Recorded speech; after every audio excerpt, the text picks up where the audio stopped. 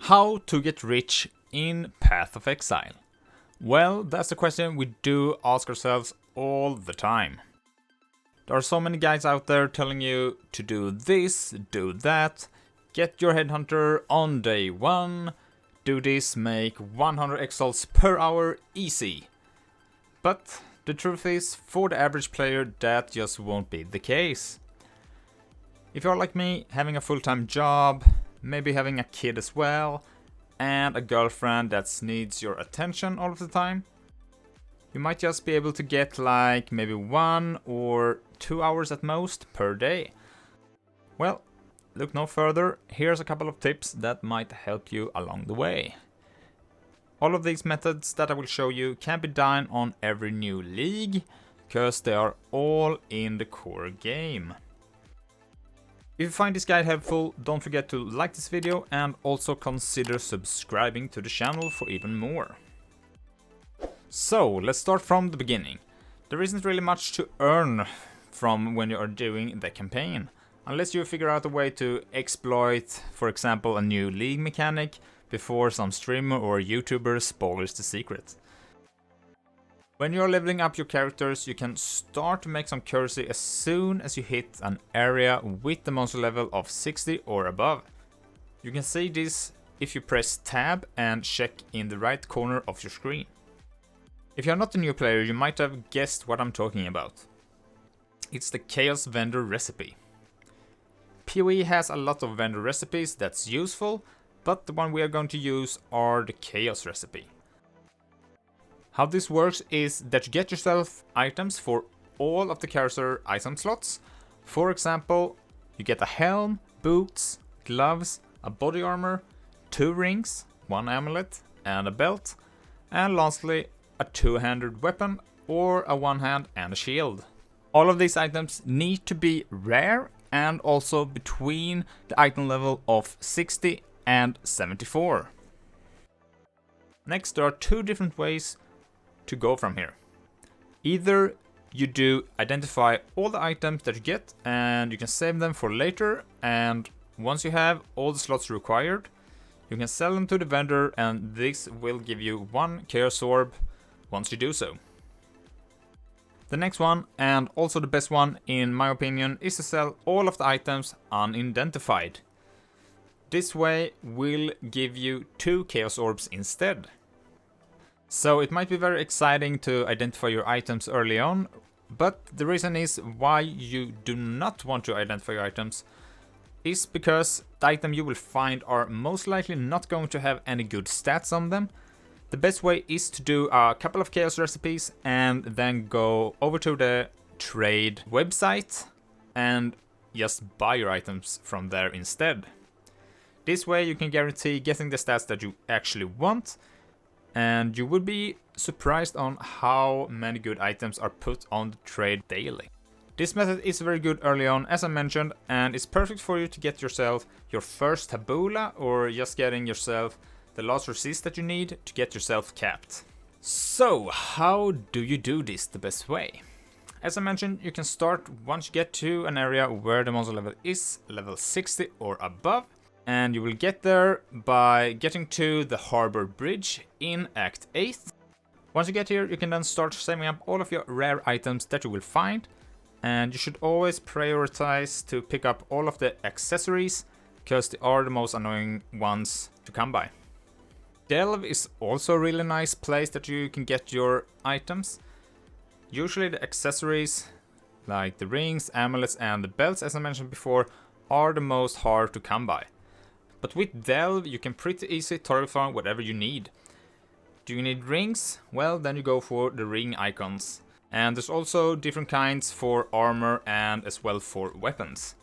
Another way to get your items is by doing heist contracts. By doing this, your inventory will be full in no time. Most of the time you will get at least a couple of contracts before you get 2 maps. But if you're unlucky, you can easily go and buy some contracts from Awakended at the Rogue Harbor if you would need to. These will cost you 1 orb of chance each. While recording this, we are playing on the Arc Nemesis League, and this mechanic is also a very good way to get your items early on. Very easy to target farm whatever items you need the most to start doing your chaos recipes. But just because we don't really know if this mechanic is going core in the game, I decided to not talk that much more about it. But if you're looking at this video while the league is still going, don't skip the mechanic, it's very profitable overall. And let's go to the next one. I would like to go back on the subject of Heist. And I want to continue to talk about this for a bit because it's also a really good way to make currency on overall. You will get a lot of just raw currency dropped all the time, and there's also replica uniques you can get from blueprints and different variations of skills and support gems called Anomalies, Phantasmal and Divergent. These can all be worth a lot of currency, especially early on in a new league when the demand is high. Another thing that I like to do for making currency is doing the syndicates. Doing the syndicates makes it so they drop different rare items with unveil mods on them. Once you unveil an item, you will get a T1 roll of a random craft which you can't get from anywhere else, making it so it can be very profitable if you get the right stats on the item. Some items to note are if you get rings and amulets from Elrond, who will most likely give you minus mana cost on channeled or non-channeled skills, which are very nice. Another one is Gravicus, which have the gain a percentage of your maximum life as extra maximum energy shield, which is also very nice for a lot of builds. While you do this, you will get intelligence in different factions, and once you reach 100%, you can then go on and do their safe house. Doing this can also be very good if you get the right members in the right faction. I will put a picture of a cheat sheet for the syndicate showing you who gives what from what faction. This might look kinda complex, but it's not that bad once you get into it. But the main reason as I do it is for the items that it can drop. All of the members, once you do the safe houses, has a chance to drop Paradoxia. This sword has a unique stat making it so attacks with this weapon deal double damage. This is very useful for many builds and therefore it's in high demand. This sword is worth a lot on every league pretty much and will probably be so many more to come. You can sell it as it is to the buyer to unveil for themselves, or you can risk it and do it yourself. And at last we got Katarina, the Master of Undeath. She as well have some items that's very nice. The coolest one would be the Cane of Kulamak. This staff, same as the Paradoxia, is somewhat of a gamble. You can unveil yourself and get yourself that mirror tier staff that everyone wants, or you could just sell it as it is, unveiled, and get some easy money from that. After you defeat her, you will get access to her safe house. The safe house contains a reward room for each syndicate member, with 2 of each of the appropriate rewards from each division leader, at 1 rank higher. So for instance, if they are on rank 3, they will be on rank 4. I also want to quickly mention that with the new expansion Siege of the Atlas, we got the new passive tree for the Atlas. This makes it so there is much more easy to target farm all of these different kinds of league mechanics, which is really awesome. You should probably just go for whatever you like the most. I won't go in detail on how you should build your tree, there are plenty of examples out there, but just a quick mention that it's there. And saving the best for last, as it might not be a big surprise for the most people, it's Harvest. So we need to put Harvest on the list, it's just too good to ignore. I'm usually not a fan of Harvest myself, just because of the time it takes going in and do all of the different crafts, but if you are going in prepared, it's not that bad. If you don't know what Harvest is, it's a league mechanic where the player fight monsters in the Sacred Grove and get access to various harvest crafting options. This is very strong just because that you can actually use this to target craft.